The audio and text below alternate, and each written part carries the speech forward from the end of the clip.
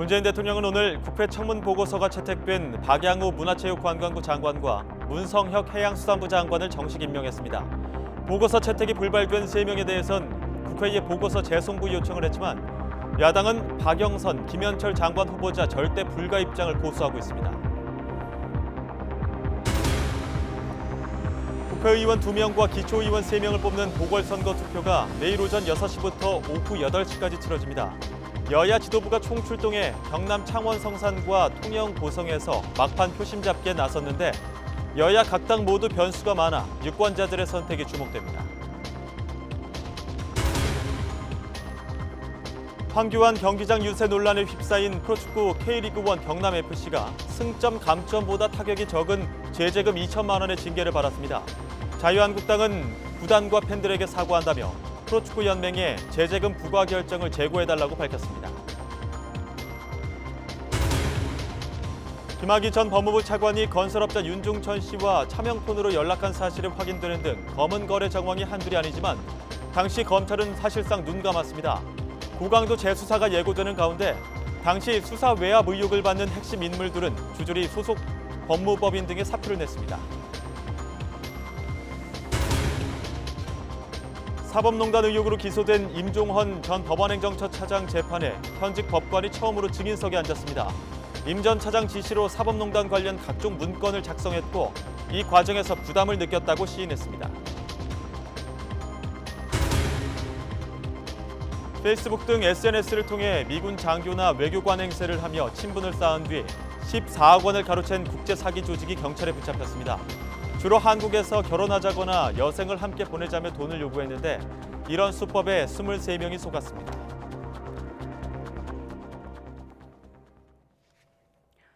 네, 뉴스큐 2부 시작합니다. 문재인 대통령은 인사청문 경과 보고서가 채택되지 않은 진영, 박영선, 김현철 등 장관 후보자 3명에 대한 보고서 재송부를 국회에 요청했습니다. 문 대통령은 10일 이내 기한을 정해 청문 보고서를 보내달라고 국회에 요청할 수 있는데 이번 주말과 휴일이 끝나는 7일까지로 그 시한을 정했습니다. 그때까지도 청문 보고서를 받지 못하면 문 대통령은 오는 8일쯤 새 후보자를 장관으로 임명하는 절차를 밟을 것으로 보입니다. 이런 가운데 문 대통령은 인사청문 보고서가 채택이 된 박양우 문체부, 문성혁 해수부 장관 후보자는 장관으로 임명했습니다. 두 사람은 내일 새벽 0시부터 업무를 시작했습니다.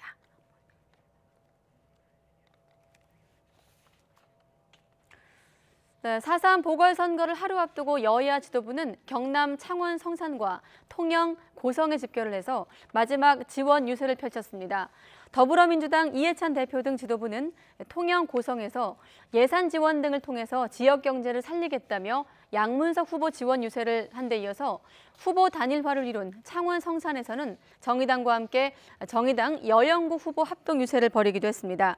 이에 맞서 자유한국당은 황교안 대표를 비롯해 지도부가 창원과 통영 고성을 오가며 지역경제 침체와 청와대 인사 난맥 등 문재인 정부의 실정을 심판해야 한다면서 강기훈, 정점식 후보에 대한 지지를 호소했습니다. 창원 성산에만 후보를 낸 바른미래당은 손학규 대표를 비롯한 지도부가 아침부터 창원 시내 곳곳을 돌며 유세를 벌이면서 낡은 정책 원조인 거대 양당의 희망을 볼 수 없다면서 이재환 후보를 지지해달라고 당부했습니다. 고 노회찬 의원의 지역구인데다가 여당과의 후보 단일화로 수성에 나선 정의당 이정미 대표 등 지도부 역시 여영국 후보에게 투표해 창원 성산을 지켜달라면서 막판 표심 잡기에 나섰습니다.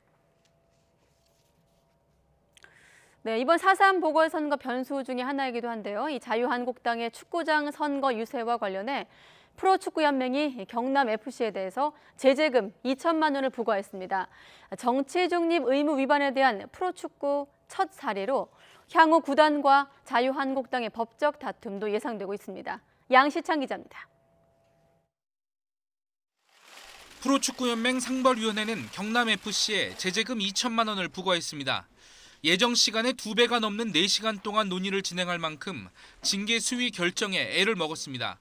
정치적 중립에 관한 조항은 축구에 있어서 K리그뿐만 아니라 전 세계적으로 엄중히 준수해야 할 의무입니다. 지난달 30일 황교안 자유한국당 대표 일행이 경남과 대구의 프로축구 경기장에서 선거 유세를 벌인 지 사흘 만에 나온 조치입니다. 조심스럽게 전망된 승점 감점이나 무관중 경기 등 중징계는 내리지 않았습니다. 연맹은 구단이 지역의 선거 열기가 고조되고 있었음에도 더 많은 인력을 투입해 사고를 예방하지 못한 점, 또 보다 능동적으로 제재하지 못했던 점을 귀책 사유로 판단했습니다. 하지만 유세단의 경기장 진입과 유세 활동을 제지했고 다른 정당의 진입은 막는 등 규정 준수를 위해 노력한 점과 구단이 직접 정치적 행위를 한 것은 아니라는 점을 고려했다고 설명했습니다. 스포츠에서 엄격하게 금지된 정치적 행위를 그냥 넘길 수 없는 상황과 구단의 억울한 사정도 참작한 것으로 보입니다.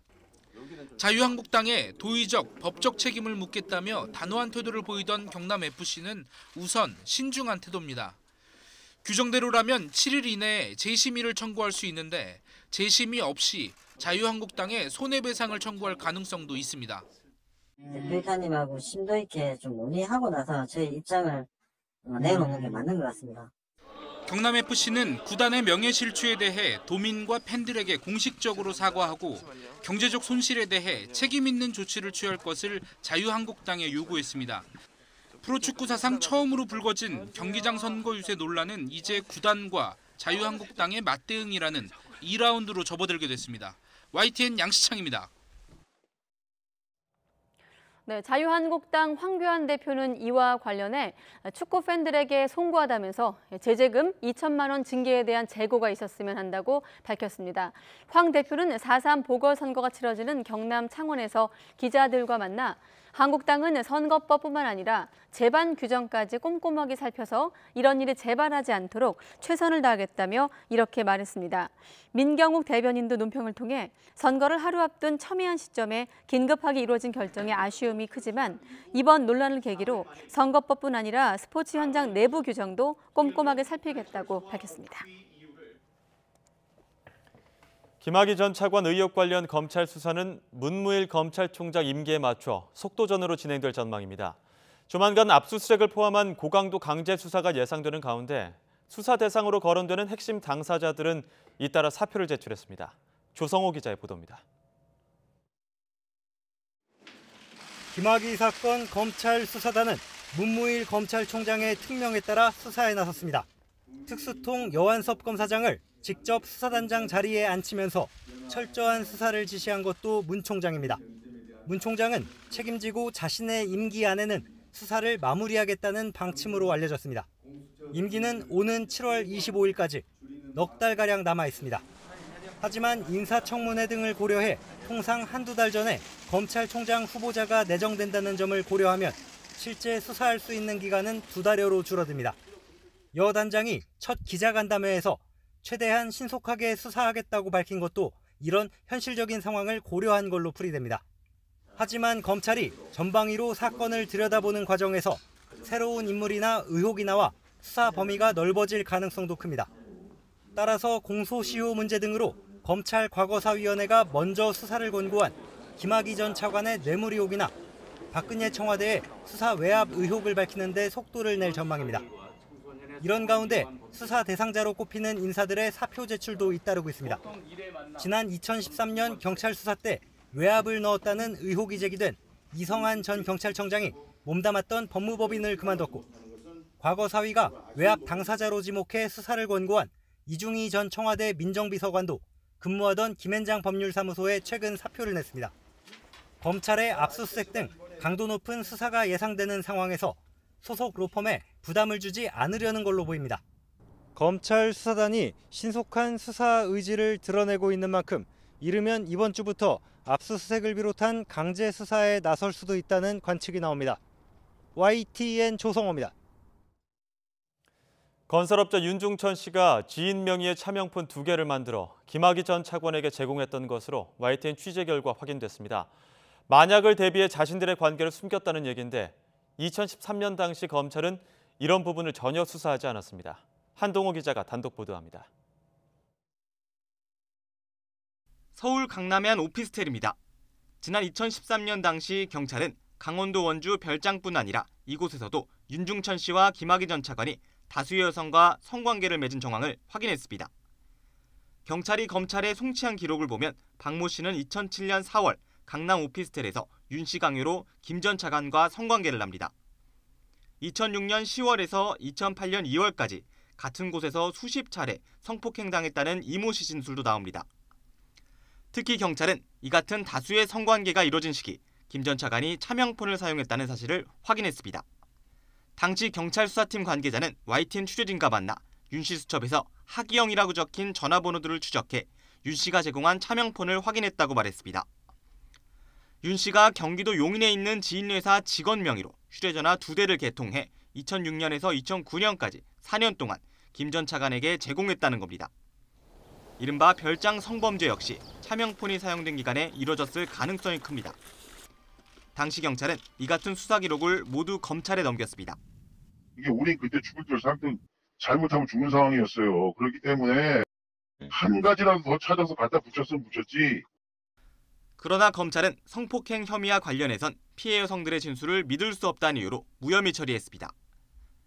윤 씨가 직접 차명폰을 만들어주고 김 전 차관이 그걸 사용했다면 둘의 관계에 불법적인 대가성이 있다는 추정이 자연스럽지만 검찰은 역시 전혀 수사하지 않았습니다. YTN 한동우입니다.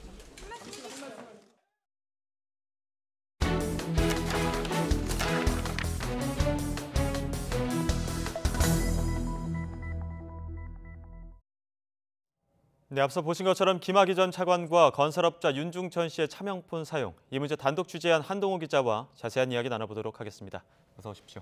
안녕하세요. 일단은 차명폰을 썼다는 것 자체가 만약을 대비해서 자신들의 또 관계를 숨겼다는 거겠죠? 네, 맞습니다. 저희가 만났던 그 당시 경찰 수사팀 관계자의 증언인데요. 2013년 3월 수사를 시작한 경찰은 강원도 원주 별장을 압수수색을 해서 윤중천 씨의 수첩을 확보했습니다. 그 수첩에 하기영이라고 적힌 전화번호들이 나왔다고 하고요. 그 번호를 추적해봤더니 명의자는 경기도 용인에 있는 윤 씨 지인회사 직원이었습니다. 윤 씨가 차명폰을 만들어서 김학의 전 차관에게 주고 그 휴대전화로 연락을 주고받았을 가능성이 크다는 얘기입니다. 단순한 친분관계, 떳떳한 사이였다면 차명폰이 필요 없었겠죠. 둘 사이에 불법적인 거래가 있었다는 정황인 셈입니다. 네, 하기영이라고 저장이 됐다면 보다 좀 친밀한 관계로 저장을 했다라고 볼 수도 있을 것 같은데 이게 차명폰을 사용한 기간은 어느 정도 됩니까? 네, 현재까지 확인된 거에 따르면 이 차명폰 2대는 2006년에 개통돼서 2009년까지 4년 동안 사용됐다는 겁니다. 경찰은 그 기간 다수의 여성이 윤 씨 또는 그 김 전 차관과 강원도 원주 별장이나 서울 강남에 있는 오피스텔에서 성관계를 맺었다는 진술을 확보를 했습니다. 윤 씨와 김 전 차관이 성관계의 불법성을 충분히 인지하고 만약을 대비해서 차명폰을 썼다는 추정이 가능한데요. 특히 윤 씨가 진상조사단에 2005년부터 2012년 사이 수천만 원을 김 전 차관에게 주고 그 진술한 것으로 알려졌습니다. 예, 윤 씨가 제공하는 성접대, 그에 따른 대가도 있었을 것 같은데 김학의 전 차관 같은 경우는 어떤 것을 대가성이 한 게 있을까요? 네, 현재까지는 확인된 게 없고요. 여기까지는 수사가 아직 진행되지 않았습니다. YTN 출입이 만난 당시 경찰 수사팀 관계자는 우리는 김학의 근처에도 가지 못했다 이렇게 말했는데요. 경찰 수사는 검찰이 지휘를 하게 되는데 당시 김 전 차관의 계좌 추적, 압수수색은 물론이고 출국 금지 요청까지 번번이 검찰 반대에 부딪혀 무산됐다는 겁니다. 결국 경찰은 부정청탁 등 다른 의혹들은 손도 대지 못한 채 특수강간 혐의만을 적용해서 검찰에 송치합니다. 예, 결국 검찰은 관련된 내용들을 모두 눈감았고 지금 이렇게 특별수사단의 수사로 이어지게 되는 거겠죠? 네, 맞습니다. 지난달 25일이죠. 대검 진상조사단에서는 이 재수사, 이 뇌물수수 혐의에 대해서 다시 한번 수사를 권고하기도 했는데요. 윤 씨가 진상조사단에 2005년부터 2012년 사이 수천만 원을 김 전 차관에게 줬다고 진술한 것으로 알려졌습니다. 검찰 특별수사단이 윤 씨의 과거 사기 사건을 전면 재조사하겠다는 것도 김 전 차관이 성접대, 금품, 향응 등의 대가로 사건 무마 청탁을 들어주었다는 의심이 들기 때문입니다. 예, 특별수사단의 또 다른 축이 수사 외압 부분일 텐데 2013년 당시에 경찰 수사팀 수사를 방해했다는 의혹이 있던 이성한 전 경찰청장, 어제 몸담고 있던 대형 로펌을 나왔다고 하던데 그건 어떤 내용입니까? 네, 저희 YTN 취재진이 저희 단독 보도한 내용인데요. 이 전 청장이 국내 3대 로펌으로 불리는 광장 고문직을 맡은 지 9개월밖에 되지 않은 시점에서 상당히 이례적으로 이 사표를 썼습니다. 이유를 묻기에 저희가 수차례 접촉을 시도했지만 아직 답을 듣지는 못했고요. 대검 진상조사단은 검찰에 재수사를 권고하면서 경찰청 수사 지휘 라인을 부당하게 인사조치하는 방법으로 수사를 방해하거나 사건 실체를 왜곡했다고 적시했습니다. 검찰 수사 대상이 될 거라는 부담감 때문에 이 전 청장이 로펌을 그만두었다는 분석이 나옵니다. 예, 사실 뭐 경찰 외압도 외압이지만 이 검찰의 지금까지의 수사 내용들도 다시 한번 짚어봐야 되는 부분 아니겠습니까? 네, 맞습니다. 국민의 공분이 많이 사고 있고 많은 의혹이 제기되고 있는 부분인데요. 2013년 상황을 보면은 검찰이 경찰 수사를 지휘하는 과정, 그리고 공을 넘겨받아 자체 수사를 하는 과정에서 석연찮은 부분이 한두 가지가 아닙니다. 앞서 설명드린 것처럼 차명폰을 비롯한 뇌물수수 의혹도 전혀 수사되지 않은 것도 그렇고요. 동영상 원본에는 누가 봐도 김 전 차관이 분명한데 불기소 결정서에 불쌍의 남자라고 표현하면서 사건을 덮으려 한 정황이 보입니다. 이 때문에 검찰 수사 지휘 라인은 물론이고 당시 청와대 민정수석실도 수사 대상에 오를 거란 전망이 나옵니다. 네, 지금까지 김 전 차관과 건설업자 윤 씨의 의혹들 짚어봤습니다. 고맙습니다.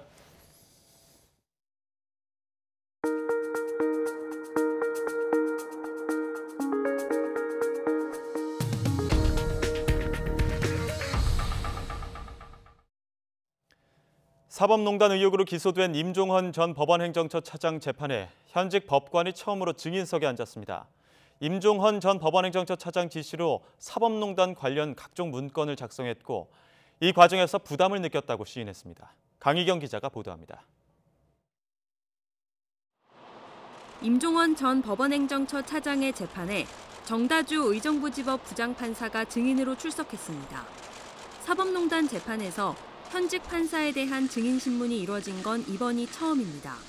정 부장판사는 양승태 사법부 시절 법원행정처 심의관으로 일하며 전교조 법외노조 소송 관련 등 각종 문건을 작성하는 데 관여한 인물입니다. 검찰의 증인 신문에서 정 부장판사는 임 전 차장 지시로 문건을 작성한 게 맞다고 시인했습니다. 구체적으로 지난 2013년 대법원이 가브로토텍 통상임금 사건 관련 선고를 내린 뒤 각계 동향을 파악한 보고서와 상고법원 추진과 관련한 국회 동향 문건, 원세훈 전 국정원장 사건 등 사회적으로 민감한 사안에 대한 보고서들입니다. 임 전 차장이 주요 내용을 구술하고 자신은 보고서에 적합한 형식을 갖추는 방식이었다는 겁니다. 이와 관련해 앞서 검찰 조사에서 사법부 권한을 남용하는 부분이 많이 포함됐고 비밀스럽게 작성해 부담을 느꼈다고 진술한 사실도 확인됐습니다. 증인신문에 앞서 임 전 차장은 재판부의 유도신문을 막아달라고 당부하거나 검찰의 질문 방식을 지적하는 등 기회가 있을 때마다 재판 진행에 의의를 제기했습니다.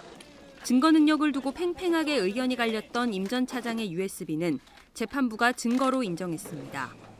임 전 차장 측은 검찰이 위법하게 수집한 만큼 증거로 쓸 수 없다고 주장했지만 재판부는 절차에 문제가 없었다고 판단했습니다. YTN 강희경입니다. 환경부 산하기관 특혜 채용 의혹을 받는 김은경 전 환경부 장관이 5시간에 걸친 3차 조사를 받았습니다. 검찰은 청와대 창구 역할을 한 신미숙 비서관도 조만간 소환할 것으로 보입니다. 박기환 기자의 보도입니다. 김은경 전 환경부 장관이 세 번째 피의자 조사를 받기 위해 검찰에 출석했습니다. 김 전 장관은 취재진의 질문에 성실하게 조사받겠다는 말만 남기고 청사로 들어갔습니다. 아니, 오늘 어떻게 소명하실 생각이십니까? 예, 조사 성실하게 잘 받겠습니다. 여전히 부인하고 계신가요? 김 전 장관은 전 정권에서 임명한 산하기관 임원을 표적 감사하고 후임으로 특정 인사를 뽑기 위해 특혜를 준 혐의를 받습니다. 검찰은 지난해 12월부터 환경부 압수수색과 참고인 조사를 통해 혐의를 뒷받침할 증거와 진술들을 확보한 것으로 알려졌습니다. 검찰은 이를 토대로 임원 채용 과정에 청와대가 직접 개입하고 특혜를 지시했는지 확인할 것으로 보입니다. 앞서 검찰은 증거 인멸을 우려해 김 전 장관에 대한 구속영장을 청구했습니다. 하지만 법원은 이미 증거가 많이 확보됐고 전직 장관으로 증거 인멸의 우려가 적다며 구속영장을 기각했습니다. 검찰은 김 전 장관에 대한 조사를 마무리한 뒤 이르면 이번 주 신미숙 청와대 균형인사 비서관을 조사할 방침인 것으로 전해졌습니다. YTN 박기환입니다. 네, 화재 속보 다시 알아보겠습니다. 오늘 오후 부산에 있는 운봉산에서 불이 났습니다. 현재 강한 바람을 타고 번지고 있습니다. 헬기 10대가 동원됐다고 하는데 바람이 거세서 진화에 어려움을 겪고 있습니다. 취재기자 연결합니다. 김선희 기자. 네, 김선희입니다. 네, 1시간 전 뉴스에선 아직 큰 불길이 안 잡혔다고 했는데 지금 상황 어떻습니까? 네, 불이 난 지 지금 4시간쯤이 지났는데요. 다행히도 불이 시작된 곳에서 번지던 큰 불길은 일단 잡혔습니다. 하지만 강한 바람을 타고 날아간 불씨 때문에 완전 진화까지는 시간이 좀 걸릴 것으로 보입니다. 불은 오후 3시 20분쯤 부산 반송동 운주사 앞에서 시작됐습니다. 강한 바람과 부산 지역에 이틀째 이어진 건조주의보 상황으로 화재가 더 빠르게 확산했습니다. 현재 불이 시작된 반송동 쪽은 불길이 잡혔는데 기장군 철마면 쪽으로 번지는 그런 양상입니다. 소방당국은 대형 피해가 우려될 때 발령하는 대응 2단계에 들어갔습니다. 지금까지 헬기 10대와 소방대원, 경찰, 공무원 등이 동원된 진화 작업이 이어지고 있습니다. 아시다시피 날이 어두워지면서 헬기가 운항을 할 수가 없어서 진화 작업에 어려움이 예상되고 있습니다. 이 때문에 소방당국은 불이 산 아래로 번지지 않도록 현재 저지선을 구축했습니다. 지금까지 집계된 피해 면적은 임야 10만 제곱미터입니다. 인명피해는 다행히 아직까지 없는 것으로 파악되고 있습니다. 불이 번지면서 인가와 학교 등 주변으로 대피령이 내려졌습니다. 부근에 있는 동부산대학교와 운송중학교는 수업이 중단됐고 학생들이 대피했습니다. 또 소방당국과 경찰이 거동이 불편한 노인과 장애인 등 90여 명을 대피시키기도 했습니다. 운봉산 부근 아파트 쪽으로는 불이 번지지 않도록 현재 방어 준비에 들어갔고 주민들도 대피를 한 상태입니다. 경찰은 만재 상황에 대비해 산책로 출입구와 주변을 통제하고 있습니다. 지금까지 YTN 김선입니다. 남양유업 창업주 외손녀 황하나 씨가 필로폰 투약 혐의로 경찰의 수사를 받고 있습니다. 황 씨는 지난 2015년에도 마약 혐의로 수사를 받았는데 당시 봐주기 수사로 무혐의 처분을 받았다는 의혹이 최근에 불거지면서 경찰이 내사에 착수했습니다. 부장원 기자가 보도합니다. 남양유업 창업주의 외손녀이자 파워블로거로 유명한 황하나 씨. 과거 대마와 필로폰 투약 혐의로 수차례 수사받은 사실이 최근 알려졌는데 또다시 마약 의혹이 불거져 경찰 수사를 받게 됐습니다. 경찰은 지난해 말 황 씨가 상습적으로 필로폰을 맞았다는 제보를 받고 수사에 착수했습니다. 하지만 황 씨가 계속 출석에 불응하면서 진전이 없는 상태입니다. 황 씨를 둘러싼 의혹은 이뿐만이 아닙니다. 지난 2015년에도 같은 혐의로 수사를 받았는데 공범의 유죄가 인정된 것과 달리 황 씨는 무혐의 처분을 받은 사실이 최근 알려진 겁니다. 공범 조모 씨는 지난 2016년 1월 1심에서 징역형을 선고받았는데 판결문에는 황 씨로부터 필로폰 0.5g을 넘겨받고 함께 투약한 정황이 담겼습니다. 마약을 직접 구매해 넘겨줘 사실상 공급자 역할을 한 셈. 하지만 황 씨는 수사기간에 한 차례도 소환되지 않았습니다. 대기업 오너 일가란 이유로 봐주기 수사가 이뤄졌다는 의혹이 불거진 건 이 때문입니다. 이와 관련해 남양유업 측은 황 씨와 가족은 회사 경영과 무관하며 봐주기 수사 의혹도 회사와 관계없다고 밝혔습니다. 하지만 의혹은 일파만파 번지고 있습니다. 이에 서울지방경찰청 지능범죄수사대는 과거 수사 과정에 문제가 없었는지 진상을 밝히겠다며 내사에 착수했습니다. YTN 부장원입니다. 네, 정준영이 불법 촬영한 성관계 동영상을 받아본 사실이 드러나 그룹 하이라이트에서 탈퇴한 가수 용준형이 오늘 육군 제23사단 신병교육대로 입대했습니다. 소속사인 어라운드어스는 용준형이 오늘날 가족과 회사 직원들의 배웅 속에 입대를 했다고 밝혔습니다. 또 용준형이 조용히 입대를 하기를 원해서 장소와 시간을 알리지 않았다면서 성실하고 모범적인 군 생활을 다짐했다고 설명했습니다. 용준형은 경찰 참고인 조사를 받은 다음 날인 지난달 14일에 불법 동영상 공유 사실을 인정하면서 자신은 심각한 문제를 묵인한 방관자였다고 사과한 뒤 그룹에서 탈퇴했습니다. 이덕선 전 한국유치원 총연합회 이사장의 구속 여부가 이르면 오늘 결정이 됩니다. 유치원비를 정해진 용도와 다르게 사용하는 등 사립학교법 등을 위반한 혐의를 받고 있습니다. 송재인 기자가 보도합니다. 유치원비를 정해진 용도와 다른 곳에 쓴 혐의로 구속영장이 청구된 이덕선 전 한국유치원 총연합회 이사장. 취재진을 피해 예정된 영장실질심사 시각보다 1시간 이상 먼저 법원에 출석했습니다. 이 전 이사장은 교비 전용 등 사립학교법 위반 혐의 등으로 검찰 수사를 받아왔습니다. 수사는 경기도교육청의 고발로 시작됐습니다. 지난 2017년 8월 감사 과정에서 이 전 이사장이 설립, 운영자로 있는 유치원과 교재 납품업체 사이 부적절한 거래 정황을 포착한 겁니다. 교육청은 납품업체 주소가 이 전 이사장과 자녀 소유 아파트 주소지와 같고 거래 명세서에 제3자인감이 찍혀 있는 점 등을 근거로 들었습니다. 여기에 유치원 교비를 개인 계좌로 빼돌리고 한유총 회비로 썼다는 의혹도 제기됐습니다. 검찰 측은 이 전 이사장에 대한 소환 조사와 압수수색 결과 구속 필요성이 인정돼 영장을 청구했다고 설명했습니다. 이 전 이사장은 지난달 초 사상 초유의 사립유치원 집단 계약 연기 사태를 불러일으켰습니다. 유치원 3법 등이 사유재산권을 침해한다는 명분이었습니다. 지금 계약 연기를 결정하게 된 것은 이제 회원들이 이런 상황 하에서 도저히 정상적인 유아교육을 할 수 없다. 하지만 아이를 볼모로 삼은 일방적인 투쟁이라며 학부모들의 공분을 샀고 계약 연기는 하루를 넘기지 못했습니다. 아동복지법 위반으로 오늘 검찰에 고발하게 되었습니다. 악화된 여론에 결국 한유총 이사장직에서 물러났습니다. 여기에 서울시 교육청은 한유총의 법인 허가를 취소하는 절차를 진행하고 있습니다. YTN 송재인입니다. 회사가 소송을 위해서 법원에 맡겨둔 공탁금 수십억 원을 빼돌려서 도박에 쓴 대형 건설회사 직원이 구속됐습니다. 서울 종로경찰서는 건설회사 대리급 직원 A씨를 특정경제범죄가중처벌법상 횡령 혐의로 어제 구속했습니다. A씨는 2016년 8월부터 지난달까지 회사 측이 법원에 예치한 공탁금 64억 원을 가로챈 혐의를 받고 있습니다. 지난달 29일 경찰이 수사에 나서자 자수한 A씨는 해외 도박 비용을 마련하기 위해 범행을 했다고 진술했습니다. 전북지방경찰청은 대학 총장 선거에 개입할 목적으로 특정 후보의 비리 의혹을 유포한 혐의로 A 교수에 대해서 구속영장을 신청했습니다.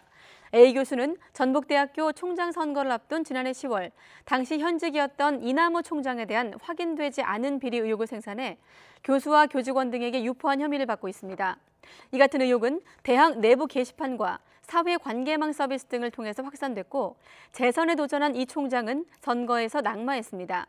하지만 A 교수는 최근 경찰 조사에서 총장 선거에 개입하지 않았고 그럴 의도가 없었다면서 혐의를 완강히 부인한 것으로 알려졌습니다. 북한이 유엔 안보리 제재에도 불구하고 남포항과 나진항 등을 통해 석탄 선적 활동을 계속하고 있다고 미국의 북한 전문 매체 38노스가 보도했습니다. 이종수 기자의 보도입니다. 38노스가 공개한 지난 2월 8일 촬영된 북한 함경북도 나진항 위성사진입니다. 나진항은 해외 수출입 무역을 위한 환적항이자 나진하산철도의 종착역입니다. 이번 부두 주변에 석탄으로 추정되는 물질이 쌓여 있습니다. 38노스에 따르면 러시아 임대 부두인 3번 부두의 석탄 저장소가 비어가기 시작한 이후 나진항 2번 부두에 석탄 추정 물질이 포착되었습니다. 38노스는 나진하산철도 등 러시아로 이어지는 철도를 통해 나진항에서 러시아로 석탄이 옮겨질 수 있다고 지적했습니다. 38노스는 지난 1일 공개한 북한 석탄망 공급 보고서에서 지난 3월 13일 남포항 촬영 위성사진에선 선박은 없었고 석탄을 실어 나르는 차량 21대가 석탄 야적장 지역에서 목격됐고 차량 25대가량이 인근 철도 주변에서 포착됐다고 밝혔습니다. 남포항 주둔 선박수는 크게 줄어든 것으로 보이지만 석탄 선적은 멈추지 않고 있다고 분석했습니다. 유엔 안보리는 지난 2006년부터 북한의 핵과 탄도미사일 프로그램을 위한 자금줄을 옥죄기 위해 북한의 석탄과 철 등 광물의 수출을 금지하는 제재를 해왔습니다. YTN 이종수입니다. 한미 양국 군 수뇌부가 매달 만나 전시작전 통제권 전환 문제를 협의하기로 했습니다. 우리 군의 독자적인 감시 정찰 능력 확보가 첫 평가 대상이 될 것으로 보입니다. 강정규 기자입니다. 지난달 21일 박한기 합참의장과 로버트 에이브럼스 주한미군 사령관이 비공개로 만났습니다. 반년마다 열리는 상설 군사위원회와 별도로 열린 특별 상설 군사위원회 첫 회의였습니다. 전 시작전 통제권 전환 추진 상황을 점검하기 위한 협의체인데 앞으로 거의 매달 소집될 예정입니다. 매달 이제 개최하는 것을 하고 있으나 이제 연합 연습이 있고 그다음에 상설 MC가 있을 때 그것을 고려해서 시행합니다. 초점은 우리 군의 핵심 군사 능력 확보에 대한 공동 평가에 맞춰집니다. 전작권 전환의 3가지 조건 가운데 첫 단추에 해당하는 내용입니다. 이 중에서도 가장 시급한 건 독자적인 정찰 감시 능력을 갖추는 일입니다. 현재 우리 군은 북한의 핵미사일 등 전략 표적에 대한 정보를 미군에 전적으로 의존하고 있기 때문입니다. 그러나 고고도 무인 정찰기 같은 정찰 감시 자산 도입은 잇따라 미뤄지고 있고 군사정찰 위성 발사는 전작권 전환 목표 시점인 2022년에 맞추기 버거운 실정입니다. 핵심 군사 능력을 조기에 갖출 수 있도록 한국은 국방비를 전년 대비 8.2% 증액하는 등 책임 국방을 위해 모든 역량을 집중하고 있습니다. 아직 갈 길은 멀지만 오는 8월로 예정된 19-2 동맹 연습을 통해 우리 군은 처음으로 지휘봉을 잡게 됩니다. 첫 작전 운용 능력 검증에서 어떤 성적표를 받느냐에 따라 향후 전작권 전환 시점도 가늠해 볼 수 있을 전망입니다. YTN 강정규입니다. 다음 주 한미 정상회담을 앞둔 문재인 대통령이 비무장 지역 DMZ를 평화 생태 관광지로 만들겠다는 구상을 밝혔습니다. 정부는 조만간 DMZ 평화 둘레길 개방 계획을 발표하고 DMZ를 평화지대 관광 자원으로 만들기 위한 계획에 속도를 내기로 했습니다. 임성호 기자입니다. 문재인 대통령이 취임 후 처음으로 관광 전략 회의를 주재했습니다. 문 대통령은 관광 수요 증가의 핵심 열쇠로 한반도 평화를 꼽았습니다. 연간 300만 명 넘는 관광객이 찾은 DMZ 안보 관광에 평화와 환경을 더하는 구상을 밝혔습니다. 세계 유일의 분단국가, 지구 최후의 냉전지 한반도는 역설적으로 평화관광, 환경 생태관광으로 도약할 수 있습니다. 때맞춰 정부도 조만간 관련 부처 합동으로 DMZ 평화 둘레길 개방 방안을 발표할 것으로 알려졌습니다. 경기도 파주와 강원도 고성, 철원 등 3곳에서 출발해 DMZ 안으로 들어가는 둘레길을 조성하는 것이 골자인 것으로 전해졌습니다. DMZ를 실질적인 평화지대로 만들자는 지난해 4.27 판문점 회담 합의 사항의 후속 조치로 볼 수 있습니다. 지난해 9.19 남북군사합의에서 약속했던 DMZ 공동유해 발굴 작업은 북측에 답신이 없어서 남측 지역에서 우리 군만 먼저 시작했습니다. 지뢰 제거와 기초 발굴 작업을 진행하다가 북측이 호응해 올 경우 공동 발굴로 전환합니다. 다음 주 한미 정상회담을 앞두고 남북 간 협력 분위기를 끌어올리는 게 중요하다는 문 대통령의 의중이 반영된 것으로 해석됩니다. 남북 관계와 북미 관계의 선순환 등 한반도 평화 프로세스를 진전시키기 위한 한미 간 공조 방안에 대해 깊은 논의를 하게 될 것입니다. 문 대통령은 남북 관계 발전은 북미 관계의 부수 효과가 아니라 비핵화를 촉진하는 동력이라고 강조해 왔습니다. DMZ 평화 관광이나 둘레길 같은 아이디어도 북미 간 대화 재개의 분위기를 조성하는 데 보탬이 될 것으로 전망됩니다. YTN 임성호입니다. 정부가 이산가족 화상상봉을 위한 국내 화상상봉장 13곳을 내일부터 개보수합니다. 통일부 당국자는 오늘 기자들과 만나 내일부터 13개 상봉장에 대한 개보수를 동시에 시작한다며 이달 말에 완료할 예정이라고 밝혔습니다. 북측 화상상봉장 개보수와 관련해 이 당국자는 관계부처 협의 중이라며 북측과 협의해 개보수 물자 전달을 추진할 계획이라고 설명했습니다. 정부는 지난 2007년 화상상봉 이후 장기간 방치돼 노후화한 국내 화상상봉장을 개보수하고 북측 화상상봉장 장비를 지원하기 위해 약 31억 원을 남북협력기금에서 지원하는 방안을 최근 의결했습니다. 네, 미래의 공무원과 군인에게 지급해야 될 연금 충당 부채가 눈덩이처럼 늘면서 국가 부채가 1,700조 원에 육박한 것으로 나타났습니다. 반면에 지금 시점에서 국가가 갚아야 할 확정된 채무는 680조 원 규모로 국민 한 명 평균 1,319만 원으로 집계가 됐습니다. 오인석 기자의 보도입니다. 장래에 공무원과 군인에게 국가가 지급 의무가 있는 연금 충당 부채를 포함해 국가 부채는 지난해 말 1,683조 원으로 최근 몇 년 동안 크게 늘었습니다. 특히 공무원 연금과 군인 연금을 합친 연금 충당 부채는 940조 원으로 전체 부채의 56%나 됐습니다. 연금 충당 부채는 지난해 94조 원이 증가하는 등 최근 3년 동안 무려 280조 원이나 급증했고 이는 국가 부채 증가로 직결됐습니다. 연금 충당 부채는 미래의 연금 수입은 계산하지 않고 지출만을 고려해 현재 가치로 산출한 추정치로 국민 세금으로 반드시 갚아야 하는 나라 빚과는 다른 개념입니다. 공무원과 군인이 내는 연금, 기여금 등이 지급액보다 부족할 경우 그 부족액은 정부에서 부담하도록 규정하고 있습니다. 정부는 연금 충당 부채가 급증한 것은 저금리에 따른 할인율 하락세가 큰 영향을 미친 것으로 분석했습니다. 하지만 공무원 수 증가는 장기적으로 국가 부채에 영향을 주는 요소라는 게 전문가들의 지적입니다. 1년에 국가에서 나가는 돈이 3조 8천억이 추가로 나갑니다. 공무원 규모가 늘어나면 정부가 보전해줘야 될 돈도 더 늘어나니까 이래저래 재정에서도 부담, 부채로서도 부담 다 증가하고 있다 이렇게 볼 수 있겠죠. 지난해 중앙정부와 지방정부가 반드시 갚아야 할 빚인 국가채무는 전년 대비 20조 5천억 원 늘어난 680조 7천억 원으로 집계됐습니다. 이에 따라 국민 한 명의 평균 빚은 1,319만 원에 달했습니다. 또 지난해 세계 잉여금 13조 원 가운데 쓰고 남은 돈은 600억 원을 조금 넘는 것으로 나타나 추가 경정 예산 재원 확보를 위한 적자 국채 발행이 불가피할 것으로 보입니다. YTN 오인성입니다. 네, 올해 들어 석 달 연속 소비자 물가 상승률이 1% 미만을 기록했습니다.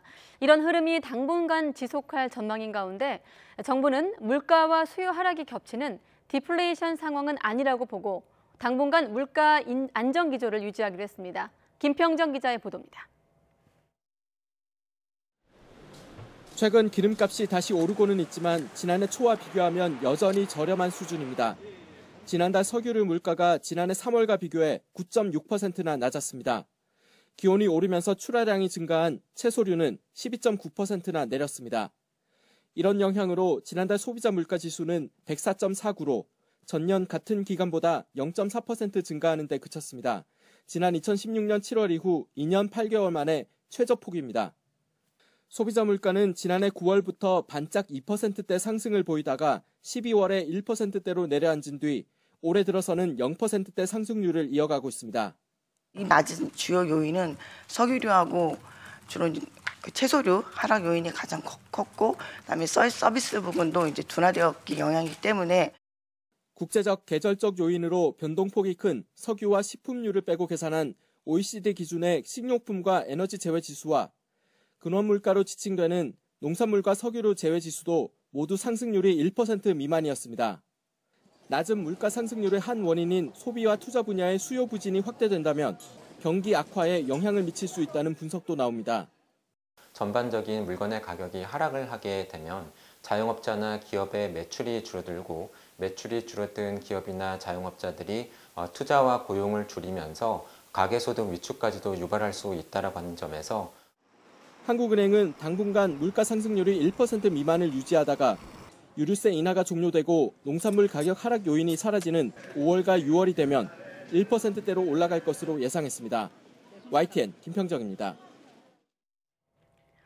앞으로 통신요금을 잘 낸 주부나 사회초년생 등의 은행 대출이 쉬워질 전망입니다. 금융감독원은 비금융 정보를 활용해서 금융소비자의 신용등급을 재평가하는 제도를 시행할 계획이라고 밝혔습니다. 그동안 대출이나 카드 사용 실적 중심으로 신용평가 시스템이 운영이 돼 신용카드 사용 이력과 대출 경험이 없는 사회초년생과 주부 등 1,300만 명이 낮은 신용등급을 받아왔습니다. 이런 문제를 해결하기 위해 금감원은 신용평가 때 통신요금과 온라인 쇼핑 거래 등의 비금융 정보의 활용 범위를 확대할 계획입니다. 글로벌 모빌리티 플랫폼 우버가 국내에서 일반 택시를 호출하는 서비스를 시작합니다. 카카오 택시나 티맵 택시처럼 일반 택시를 부를 수 있는 것으로 서울 전역에서 서비스가 가능합니다. 우버 앱에서 택시를 선택해 호출하면 되고 배차 뒤에는 운전자의 이름과 사진, 차량 정보가 제공됩니다. 운전자와 탑승자가 앱을 통해서 메시지와 음성 전화를 송수신할 수 있고 경찰과 연결되는 긴급 버튼도 제공됩니다. 시가총액 기준 100대 기업 가운데 13곳의 직원 평균 급여가 1억 원 이상인 것으로 나타났습니다. 취업 포털 잡코리아가 100개 기업 가운데 지난해 사업 보고서를 공개한 80개 회사 직원 현황을 분석한 결과 1인 평균 급여가 8,100만 원인 것으로 나타났습니다. 직원 평균 급여가 가장 높은 기업은 S-오일로 1억 3,700만 원이었으며 메리츠 종금증권, SK이노베이션, 삼성증권 등 13곳이 억대 연봉 직장 명단에 이름을 올렸습니다.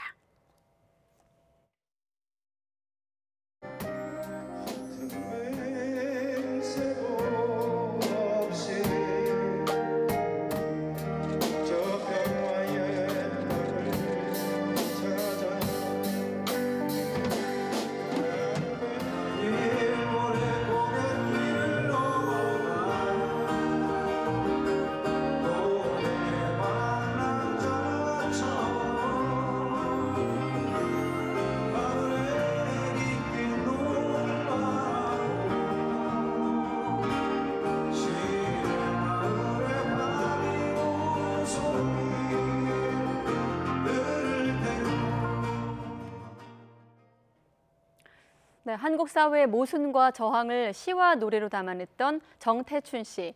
아내 박은옥 씨와 함께 노래한 지 벌써 40년이 흘렀다고 합니다. 앨범과 출판 등 다양한 콘텐츠로 지난날의 의미를 짚어보는 시간도 마련했다고 하는데요. YTN 스튜디오에 정태춘 씨 나오셨습니다. 네, 반갑습니다. 안녕하세요. 네, 안녕하십니까. 안녕하세요.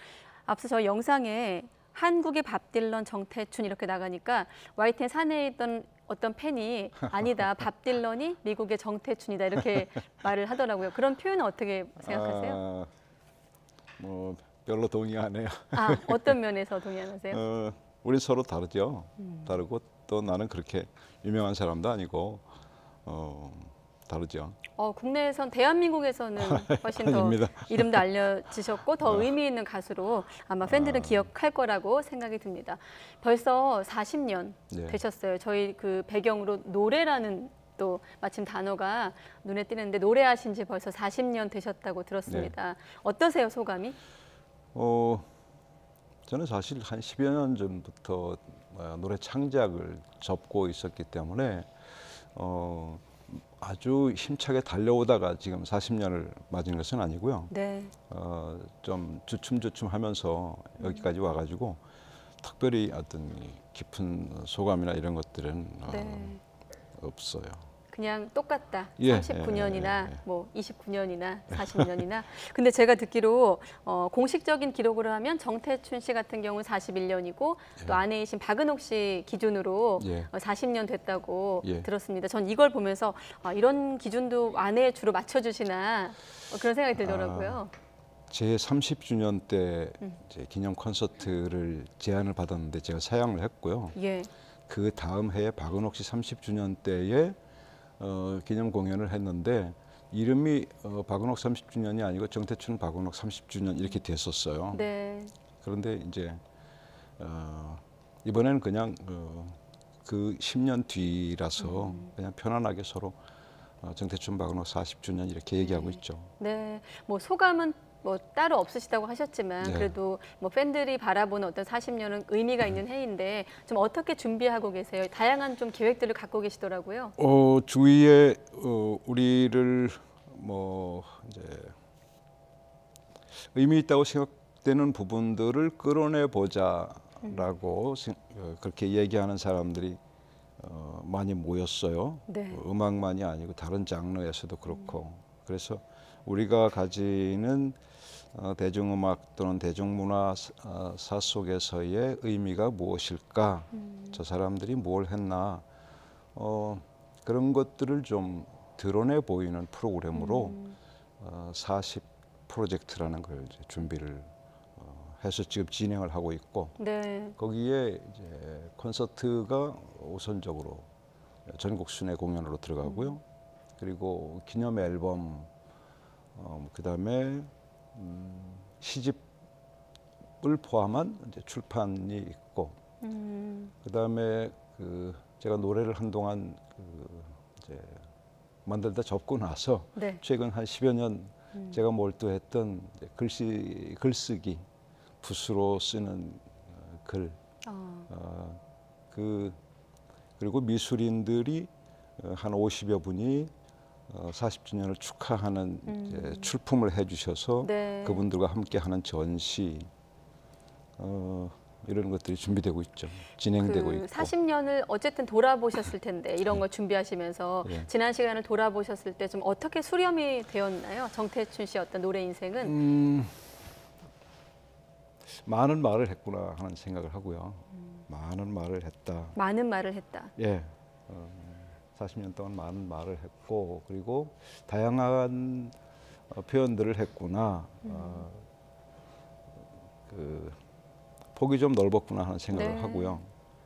그리고 나의 변화, 내 생각의 변화와 내 노래의 변화들이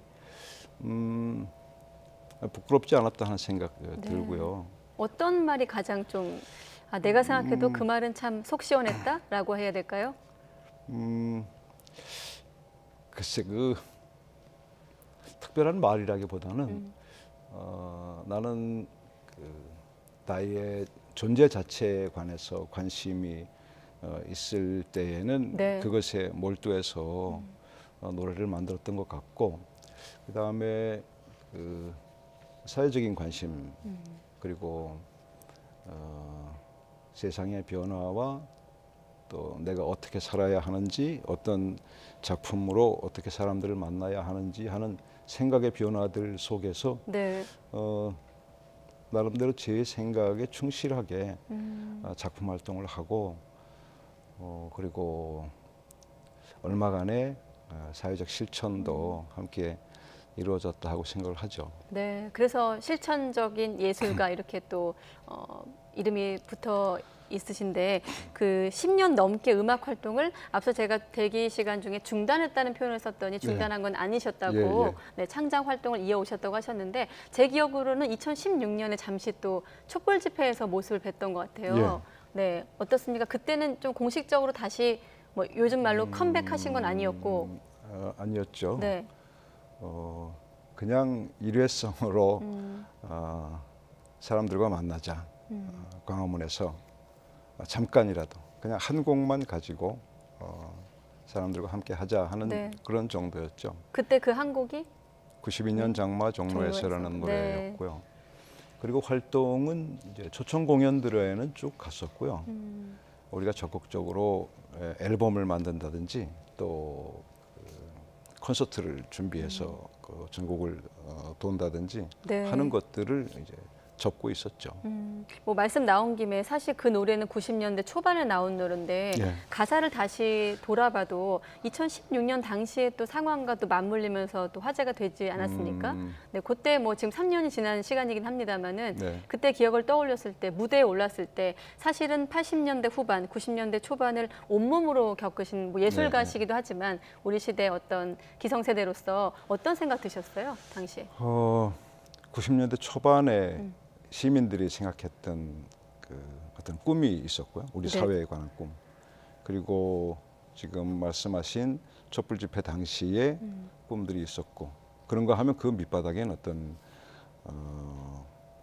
불만이나 또는 분노나 뭐 이런 것들이 있었는데 그 변화가 얼마나 있었던 것이냐. 90년대와 2000년대에 10년 이상 지난 뒤에 그랬을 때 저는 그 변화가 그렇게 많지 않다고 보는 사람이죠. 그래서 광화문의 촛불 집회에 올라가서도 어떤 한 정부, 어떤 한 권력자의 문제에 관한 어떤 뭐랄까 저항이나 이런 것들이 아니고 우리 사회가 궁극적으로 바라는 것이 무엇인가가 담겨진 그런 촛불이었다고 생각하고 그 한 곡만 가지고 가서 노래를 불렀죠. 네, 그 뭐 그때를 포함해서 젊은 세대들이 듣는 그 노래 혹시 반응에 대해서 들으신 적 있으세요? 제 노래들을 뭐 최근에 예능 세월이 프로그램에서도 지나도 또 리메이크 세월이 되기도 했고요. 지나도 그 시의성이 여전하다라는 그런 쪽으로 이제 평가들을 해주시죠. 시의성이 여전하다. 앞서 그 여러 가지 말을 40년 동안 했더라 이런 말씀하셨는데 이번 새 앨범에는 어떤 말을 담으셨습니까? 아무 말도 안 담으려고 했는데요. 네. 그냥 노래 그런 편안하게 들을 수 있는 기념 앨범 정도로 생각을 했는데 거기에 한 곡 정도가 사람들이라는 노래에서 다시 이제 우리 내 삶의 주변에서 보여지는 어떤 풍경들 그런 풍경들을 가사로 만들면서 결국은 또 어떤 사회적인 문제의식이랄까 이런 것들이 또 다시 좀 드러나고 말았습니다. 이번 앨범을 통해서도? 한 곡만 그래요. 네. 어떤 노래인지 뭐 앨범을 통해서 직접 확인을 해보도록 하겠습니다. 또 정태춘 씨 하면 음반 사전 심의 철폐와 또 맞물려서 많이들 기억들 하시는데 어떻습니까? 그때 당시에 어떤 음악계나 문학의 화두나 어떤 그런 것들이 표현의 자유였다면 지금 또 새 앨범을 내셨잖아요. 2019년에 어떠세요? 좀 많이 바뀌었다고 보세요? 그때는 이제 군부의 그 권력의 연장이었고요. 그래서 그 당시에는 어떤 법률로서 표현의 자유를 이제 통제를 하고 했었다면 지금은 군부 대신에 어떤 시장이 전체를 장악을 하고 있죠. 그래서 시장 권력이라고 할 수 있는 그런 것에 눈치를 보지 않으면 안 되는 그런 문화 상황이 됐어요. 내 생각에는. 그래서 시장에서 이윤을 창출하지 못하는 것은 세상에 아예 존재하지도 않는 것처럼 이제 되어버린 상황들. 그래서 제도로서의 검열은 철폐가 됐지만 문화예술 쪽의 상황은 그다지 좋아졌다고 보지는 않습니다. 그렇군요. 지금 마침 자막에 대중성과 좀 멀어져서 소통 방식을 바꿨다는 뭐 말씀을 하셨는데 어떤 식으로 좀 멀어지셨고 또 어떻게 해서 방식을 좀 바꾸게 될 계획이신지? 소통 방식은 이제 노래를 통해서 이야기를 하던 방식은 이제 지금 안 하고 있으니까 글로 조근조근 이제 글로 써서 지금 이야기를 이제 풀어내고 있는데. 그냥 그런 정도만 하고 싶어요, 얘기는. 네, 그 정도로 알겠습니다. 앞서 그 음악과 미술, 영화까지 장르를 넘나들면서 40년을 기념하신다고 하셨는데 꼭 요거는 좀 대중에게 조금 알리고 싶다 이런 부분이 있으세요? 근래에 한 10여 년 그 몰두했던 이제 붓글, 저는 그게 서예도 아니고 캘리그래피도 아니고 나의 말을 노래에서 풀어냈듯이 나의 말을 풀어내는 방식이라서 그게 나의 새로운 이야기 그릇이라서 그 전시가 지금 가장 제 관심사입니다. 네, 알겠습니다. 오늘 사실 혼자 나오셔서 박은옥 씨 얘기는 많이 못 드렸는데 끝으로 우리가 흔히 현실 속 부부들은 뭐 의리로 산다 뭐 이렇게 표현을 하잖아요. 정태춘 선생님에게 박은옥 씨는 뭐 당연히 반려자일 것이고 뭐 사실 동지애도 있으실 것 같고 어떤 의미이신가요? 반려자, 음악적인 반려자이기도 하고요. 또 그리고 음악적으로 또 저한테 상당히 영향력 있는 사람이기도 하고 그 다음에는 이제 저를 또 남편으로서만이 아니고 또 음악하는 사람으로서 저를 또 케어해 주는 사람이기도 하죠. 고마운 분입니다. 네, 알겠습니다. 박은옥 씨에 대한 어떤 그 남편으로서 또 동료 가수로서의 평까지 듣도록 하겠습니다. 앞으로도 말씀하신 대로 좀 젊은 세대하고도 좀 오랜 기간 노래로서 소통하는 가수 정태춘 씨를 기대하도록 하겠습니다. 오늘 나와주셔서 대단히 고맙습니다. 고맙습니다. 감사합니다.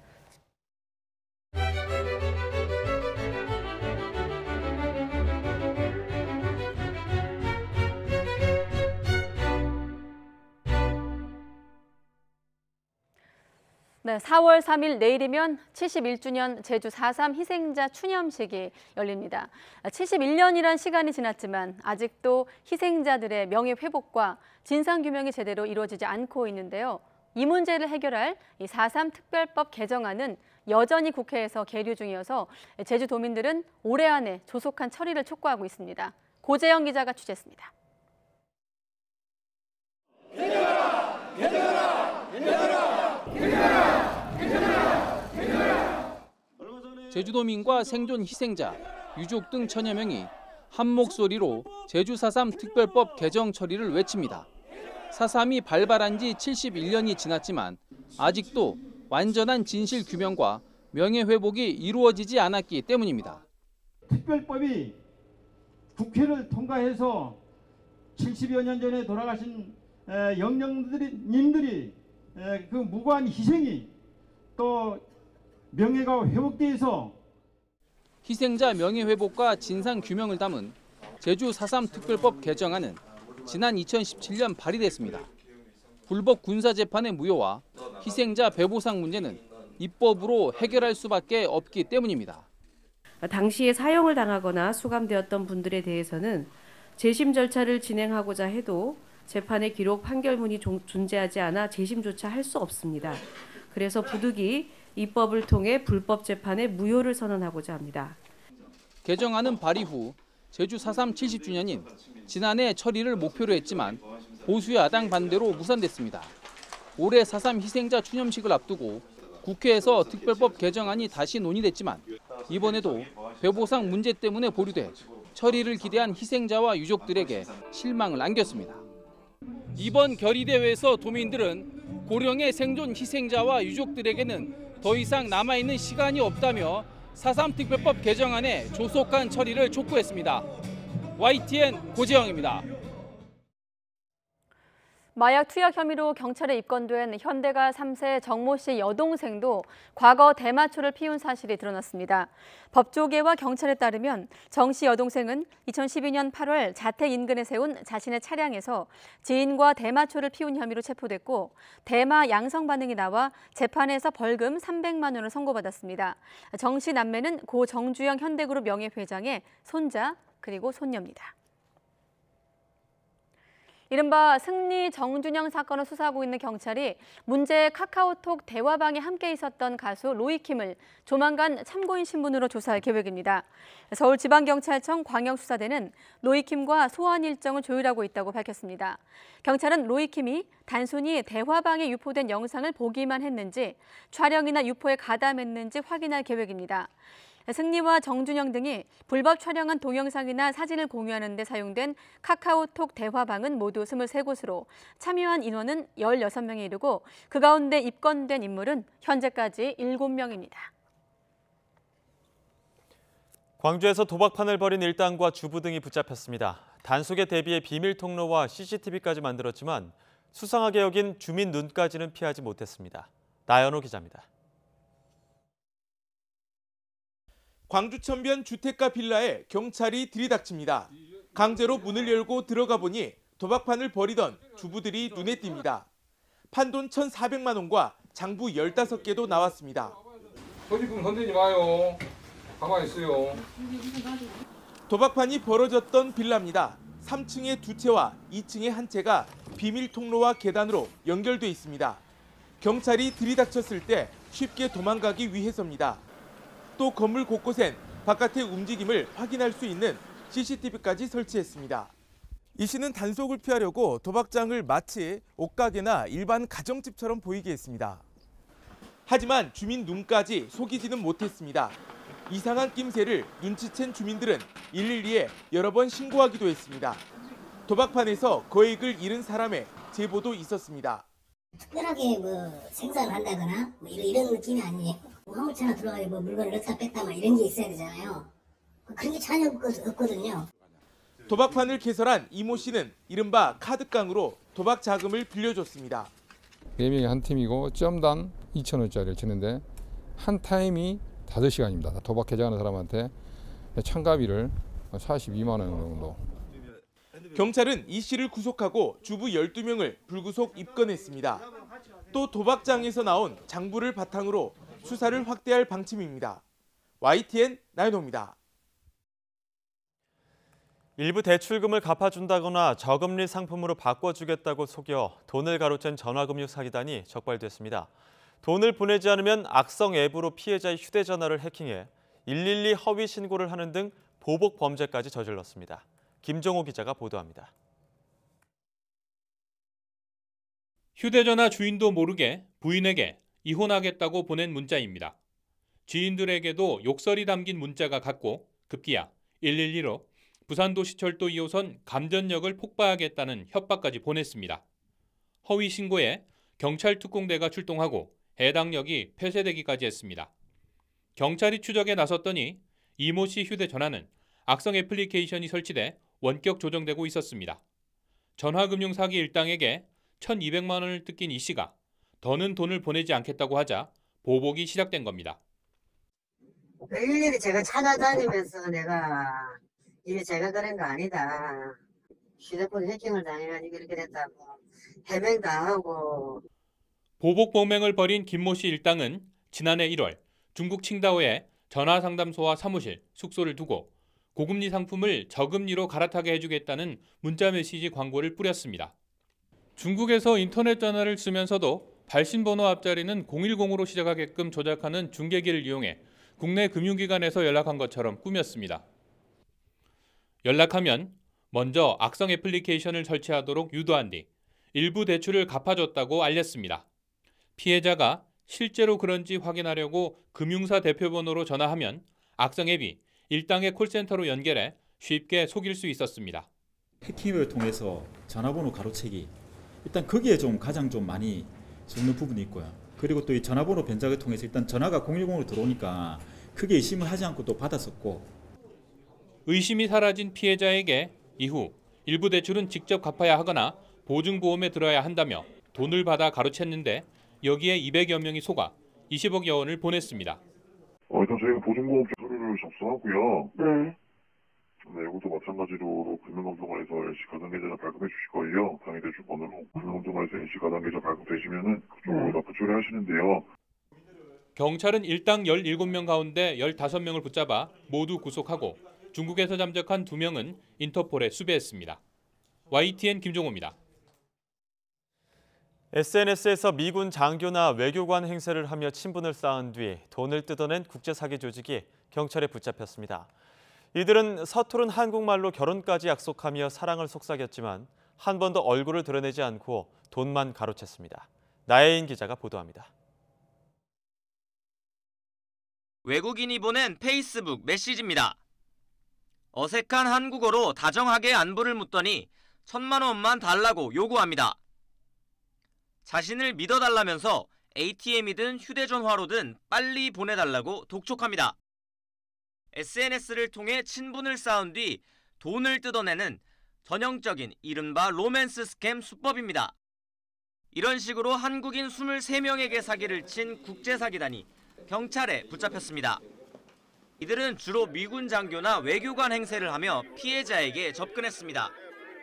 번역기까지 동원해 길게는 1년 가까이 친분을 쌓았고 친해졌다 싶으면 본격적인 사기 행각에 들어갔습니다. 여생을 함께 보내자거나 결혼하자고 했고 현지 재산을 한국으로 보내는데 비용이 든다면서 돈을 요구했습니다. 또 가짜 사업가 행세를 하며 투자금 명목의 돈을 빌리기도 했습니다. 심리적으로 외로운 중장년층이 이러한 수법에 잘 속음으로 외국인에게 송금할 때에는 지인들과 함께 확인을 거듭하여 주시기를. 이렇게 1년 가까이 뜯어낸 액수만 무려 14억 원. 경찰은 나이지리아인 40살 A씨 등 7명을 사기 등의 혐의로 구속했습니다. 또 추가 피해가 있을 것으로 보고 나머지 일당 9명을 쫓고 있습니다. YTN 나혜인입니다. 육군사관학교 생도들이 연좌제 성격의 집단 가혹 행위를 당하고 있다는 주장이 제기됐습니다. 군인권센터는 2학년에서 4학년 생도 900여 명이 오는 4일까지 밤 10시부터 1시간 동안 무장을 한 채 연병장을 도는 얼차려를 받는다고 밝혔습니다. 이 같은 얼차려는 지난달 학교 홍보를 위해 특별 외박을 나간 생도 4명이 술을 마신 사실이 드러나며 시작된 것으로 전해졌습니다. 센터 측은 생도들의 자발적 훈련인 것처럼 보이지만 사실상 훈육관들의 지시가 내려졌을 것이라고 설명했습니다. 이어 잘못이 있는 생도를 절차에 따라 처분해야지 전체에게 부당한 얼차려를 내리는 것은 규정 위반이라고 지적했습니다. 센터 측은 육군사관학교가 생도들의 휴식권을 침해하고 가혹 행위를 했다며 국가인권위원회에 진정을 낼 예정이라고 덧붙였습니다. 3.1운동과 임시정부 수립 100주년을 맞아 대전에서 열린 독립의 횃불 봉송 행사에서 드론이 추락해 3명이 다쳤습니다. 오늘 오후 3시쯤 대전시 동구 대전우체국 앞에서 이색 횃불 봉송 도중 드론 한 대가 추락했습니다. 이 사고로 대전상공회의소 정성욱 회장 등 3명이 머리와 얼굴 등을 다쳐 치료를 받았습니다. 대전지방보훈청은 바람이 강하게 불면서 드론에 달아둔 태극기가 날개에 걸려 추락한 것 같다고 말했습니다. 네, 최정호, 조동호 두 장관 후보자 낙마 이후 청와대 인사검증 책임론을 둘러싼 여야 공방이 계속되고 있습니다. 야당은 조국 청와대 민정수석과 조현옥 인사수석의 경질을 요구하고 있지만 여당은 정치 공세에 불과하다며 선을 긋고 있습니다. 최기성 기자입니다. 문재인 정부 2기 내각 후보자들이 인사청문회 문턱을 넘지 못하고 있는 가운데 이낙연 국무총리는 관련 질문에 말을 아꼈습니다. 눈높이에 맞지 않았던 장관 후보자 지명이라는 지적에 대해서는 좀 어떻게 생각하시는지. 어제 청와대 홍보수석이 이미 입장을 발표했죠. 또 윤도한 청와대 국민소통수석은 조동호 전 과학기술정보통신부 장관 후보자들의 포르쉐 승용차 등과 관련한 브리핑으로 논란인 데 대해 언론이 자신의 발언을 곡해했다고 반박했습니다. 포르쉐를 타는 게 문제가 없다는 뜻으로 얘기한 게 아니라 후보자 검증 기준을 놓고 볼 때 단번에 판단하기 어렵다는 취지였다고도 덧붙였습니다. 추가 낙마자가 있어서는 안 되고 야당의 조국 민정수석과 조현옥 인사수석 경질 요구에 대해서도 정치 공세에 불과하다고 일축한 더불어민주당은 인사검증 책임론에 직면한 청와대를 엄호하고 나섰습니다. 국내 중형차 정도 가격 정도에 해당하기 때문에 아마 윤도한 수석이 그 한국과 미국 간의 차이를 설명한다고 하는 거지. 자유한국당은 문재인 대통령이 조국 조현옥 수석을 질책하기는커녕 감싸고 있다며 연일 공세에 집중하는 모습입니다. 이와 함께 두 후보자가 물러났다고 끝날 일이 아닌 만큼 김현철 통일부 장관 후보자와 박영선 중소벤처기업부 장관 후보자의 사퇴 요구를 이어갔습니다. 이른바 조조 라인의 철통 방어로 보입니다. 어떤 일이 있어도 이 둘만큼은 내줄 수 없다, 내보낼 수 없다라는 것입니다. 바른미래당 역시 문 대통령이 일방통행하지 말고 여론과 소통하고 야당과 협치하려는 의지를 보여줘야 한다며 김현철, 박영선 후보자의 지명 철회를 촉구했습니다. 조국 수석과 조현옥 수석을 즉시 경질해야 합니다. 또 김현철, 박영선 두 장관 후보자에 대한 지명 철회, 자진 사퇴도 속히 결정해야 합니다. 여기에 오는 4일 열릴 예정인 국회 운영위원회 청와대 업무보고에서도 2기 내각 인사 검증 책임과 조국 수석 출석 여부 등을 두고 여야가 격론을 벌일 것으로 보입니다. YTN 최기성입니다. 지진 피해를 본 포항 시민들이 특별법 제정을 촉구하면서 한자리에 모였습니다. 정부와 정치권도 법 제정과 특별위원회 구성을 논의하고 있어서 조만간 가닥이 잡힐 것으로 기대되고 있습니다. 이윤재 기자가 취재했습니다. 포항 도심 한복판, 시민 3만여 명이 거리를 가득 메웠습니다. 포항 지진의 원인이 가려진 뒤 정부 배상을 촉구하려고 한자리에 모인 겁니다.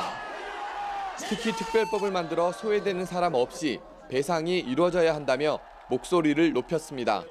너나 할 것 없이 포항 시민이 다 지진 피해를 입었다고 생각을 하거든요. 그 정신적 피해와 물질적 피해가 많은 것 같은데 제대로 좀 되었으면 좋겠다. 지금 포항 경제도 지금 너무 어려워요. 어렵고 사람들이 자꾸 떠나가니까 또 이 지역 민심도 아주 흉흉하고 이래서 제가 이런 자리에 나와서 같이 함께 동참해야만이 전국 국민들도 다 이렇게 보시고. 특별법을 요구하는 시민 목소리는 온라인에서도 거셉니다. 청와대 국민청원에 10만 명 넘게 동참했습니다. 포항시는 부시장이 단장인 지진특별대책추진단을 꾸려 피해 배상 방법을 찾겠다는 계획입니다. 앞으로 시민 안전을 지키는데 또한 특별법이 제정되어 포항 시민의 실질적인 배상이 이루어질 수 있도록 하는데 최선을 다하겠습니다. 정부와 여당도 포항 지진특별법을 만들고 국회 특별위원회를 구성하기로 뜻을 모았습니다. 자유한국당은 피해 배상과 위로지원금 지급에 관한 내용을 담은 특별법안을 발의했습니다. 시민들까지 힘을 보태면서 포항 지진 피해 배상을 위한 특별법이 속도를 낼 수 있을지 주목됩니다. YTN 이윤재입니다. 오피스텔 같은 데서 법을 어겨 눈썹 문신 등 의료 행위를 한 사람들이 적발됐습니다. 특히 문신에 쓰이는 염료에서 신경계통 손상을 일으킬 수 있는 중금속이 기준치 이상으로 나왔습니다. 먼저 이기정 기자의 보도 보겠습니다. 오피스텔에서 눈썹 문신 시술이 진행되고 있습니다. 면허 없이 하는 불법 의료 현장입니다. 마취제예요? 크림같이 이렇게 돼 있네요. 비위생적인 방 안에는 시술에 사용된 마취약과 염료, 각종 도구가 뒤섞여 있습니다. 시술이 대부분 폐쇄적 공간에서 은밀히 이뤄지고 있고 전화나 인터넷망으로 연락하는 탓에 단속이 쉽지 않습니다. 압수된 염료 19개 가운데 17개에서 중금속이 허용 기준을 넘었습니다. 납은 24배, 안티몬은 16배 많이 나왔습니다. 검출 허용 한도 기준 이상으로 나오게 된 제품을 사용하게 되면 눈떨림이나 신경 근육 장애를 가져올 수가 있으므로 반드시 의료기관에서 전문의에게 시술을 받으셔야 합니다. 인천시 특별사법경찰은 불법으로 의료 행위를 한 16명을 입건하고 이 가운데 4명은 기소 의견으로 검찰에 넘겼습니다. 불법 눈썹 문신 행위, 의료 행위에 대해서 앞으로도 꾸준하게 단속과 수사를 병행하겠습니다. 행정공무원이면서 사법경찰권을 부여받은 특별사법경찰은 실생활과 밀접하면서도 단속이 잘 이루어지지 않는 식품위해사범과 환경오염, 불법 시술 행위 등의 감시 활동을 강화한다는 방침입니다. YTN 이기정입니다.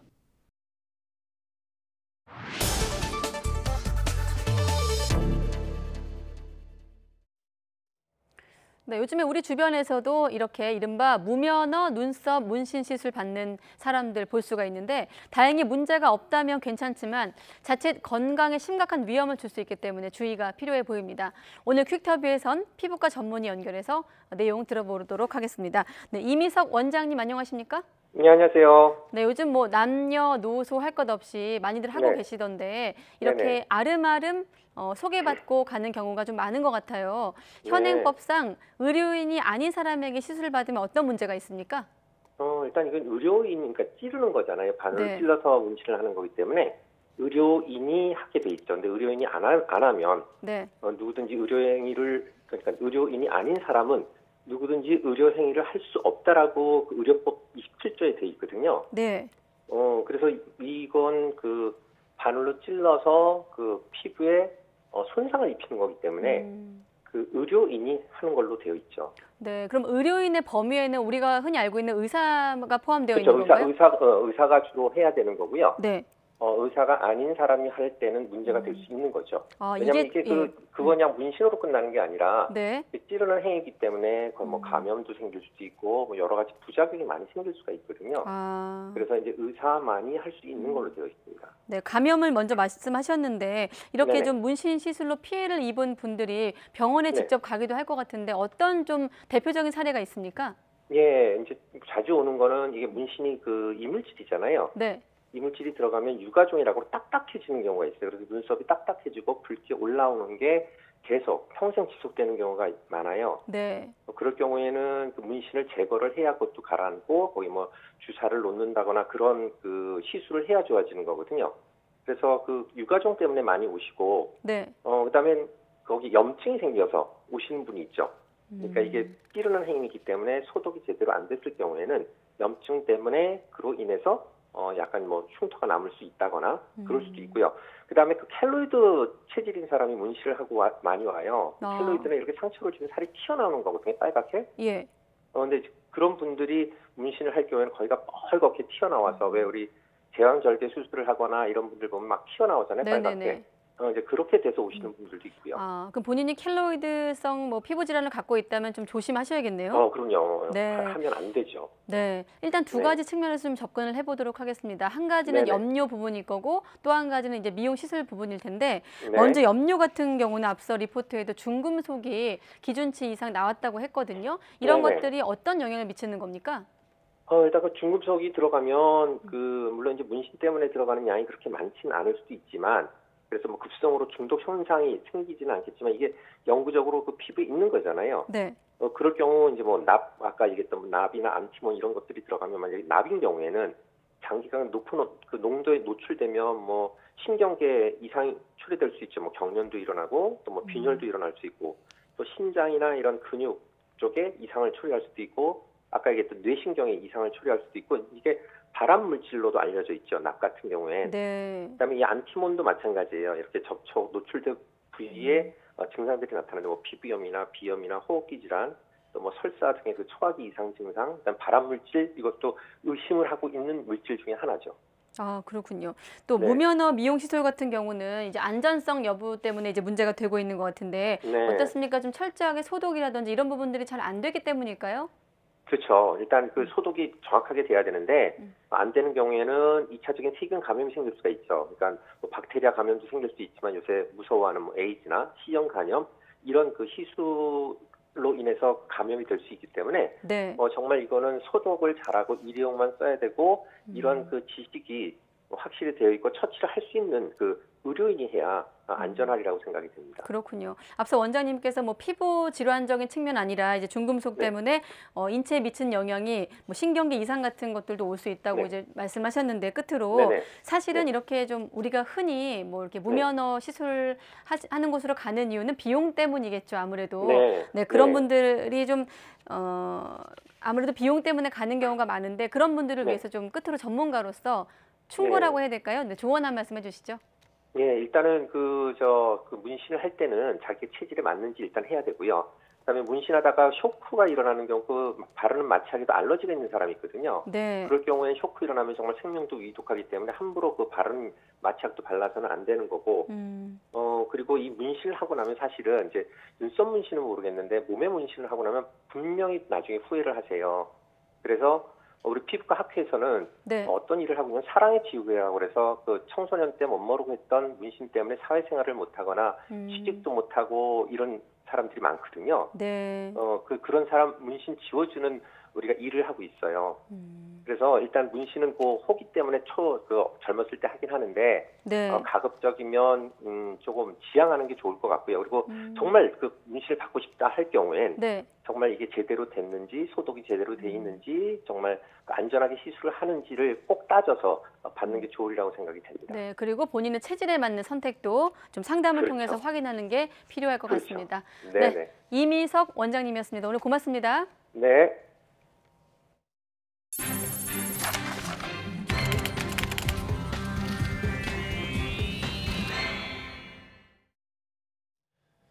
중국 쓰촨성에서 산불을 끄던 소방관 27명을 포함해 30명이 불길에 갇혀 목숨을 잃었습니다. 대부분 20대 젊은이들이었고 10대 소방관도 5명이나 포함되어 있습니다. 베이징에서 강성욱 특파원이 전해드립니다.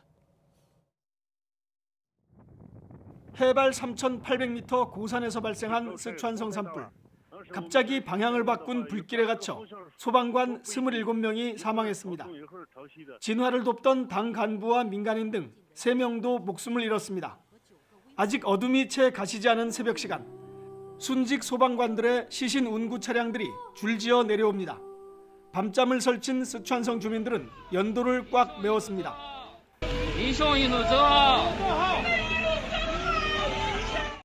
운구 차량이 지나는 도로에는 누군가 국화꽃을 갖다 놓았습니다. 희생된 소방관들은 대부분 20대 청년들. 아직 18살과 19살인 소방관도 5명이나 됐습니다. SNS에는 친구들과 가족들이 올린 안타까운 사연들이 계속 이어지고 있습니다.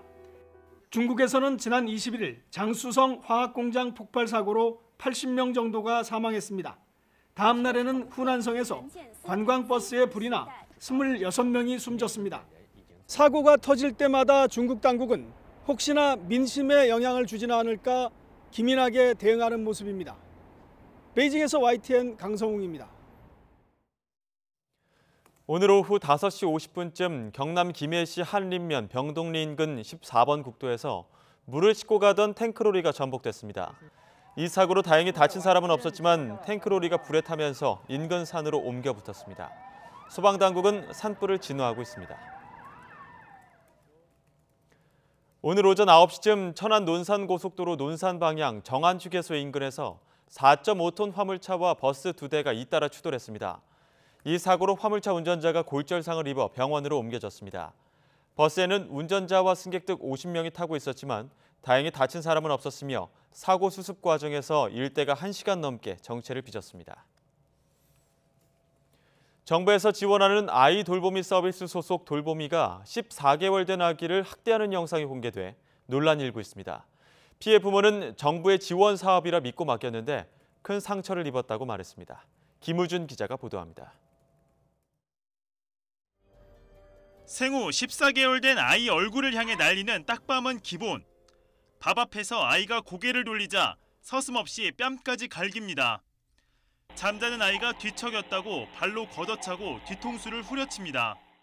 몸을 붙잡고 고구마를 막무가내로 먹이자 아이는 질겁하고 도망갑니다. 화면 속 여성은 정부 아이 돌봄 서비스 소속 돌보미 김모 씨.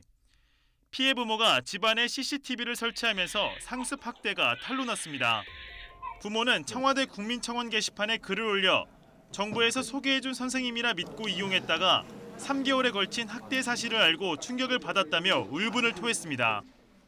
아이 돌봄 서비스는 여성가족부의 지원 사업으로 맞벌이 가정 등의 돌보미가 직접 방문해 아이를 돌봐주는 제도입니다.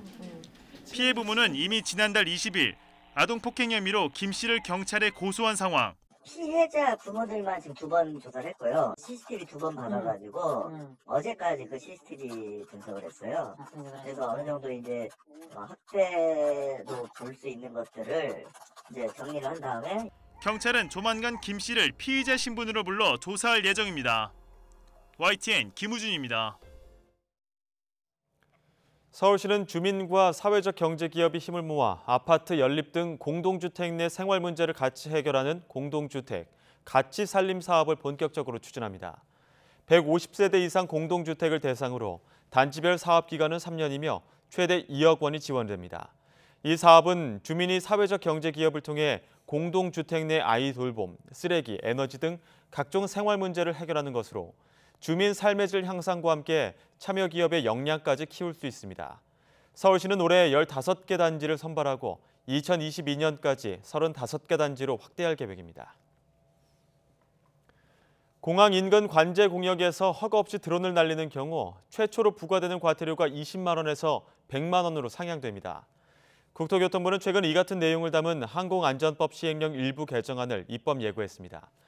이는 최근 독일 프랑크푸르트 공항과 영국 히스로 공항 등 세계 주요 공항에서 예상치 못한 드론의 출현으로 활주로가 폐쇄되고 공항이 마비되는 등 차질을 빚는 사건이 잇따라 발생한 데 따른 조치입니다. 서울시 산하 서울문화재단이 최근 180억 원 규모의 예술 지원 발표를 일방적으로 연기해 공연 차질 등 문제를 초래한 데 대해 공식 사과하고 후속 대책을 조속히 강구하겠다고 밝혔습니다. 김종휘 서울문화재단 대표는 오늘 오후 예술인 40여 명이 참석한 가운데 열린 간담회에서 5개 지원 사업 발표가 지연돼 예술 현장에 혼란을 끼친 데 대해 사과드린다고 말했습니다. 또 예술계의 불편을 최소화하기 위해 후속 대책을 조속히 강구하겠다며 예술 지원 사업의 종료일을 한 달가량 늦추는 방안 등 다각적인 대책을 관계기관과 협의할 계획이라고 설명했습니다.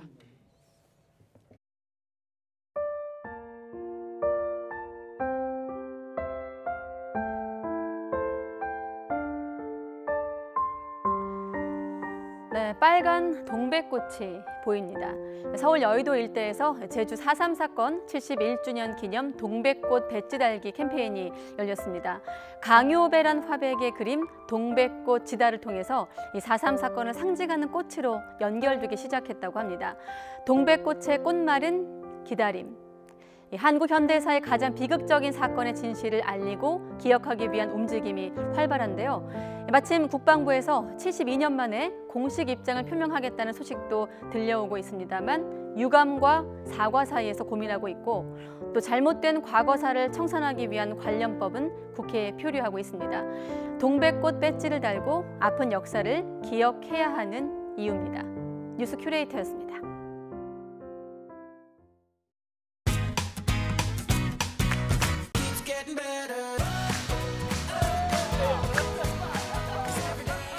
언제 어디서나 함께할 때 우리는 월드 클래스. 늦기 전에 TS.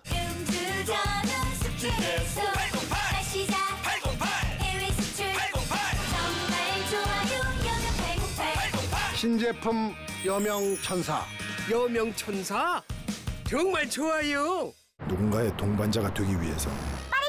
아니마세 이니. 这是너무나 무敵정론. 하이, 소데스. 코콘카. 됐어. 우리는 정말 최선을 다해야 한다. 같이 해외 시장 개척하기. 좋은 사람 있으면 소개시켜줘. 사람 일자리 소개시켜주기. 저 이현아. 일할 때 애들 봐주기. 사람이 기업이다. 기업은행이 동반자다. IBK 기업은행.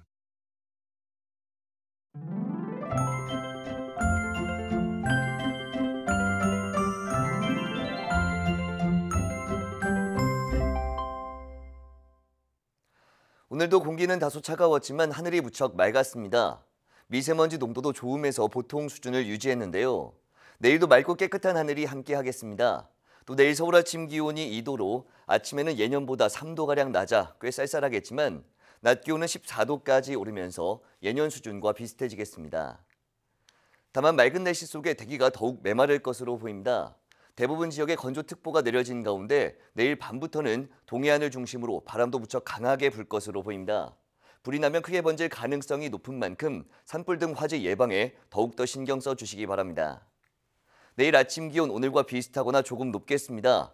서울 2도, 대전 0도, 광주 1도, 부산 5도로 예상됩니다. 낮 기온도 오늘과 비슷하거나 조금 높겠습니다. 서울 14도, 대전 15도, 광주 15도, 부산 15도로 예상됩니다. 주 후반으로 갈수록 기온이 더 오르겠고 일요일에는 중부지방을 중심으로 비가 내릴 것으로 전망됩니다. 지금까지 날씨 정보였습니다. 네, 가장 빠른 종합 뉴스 뉴스큐 오늘 순서 마치겠습니다. 내일 다시 뵙겠습니다. 함께해 주신 여러분 고맙습니다.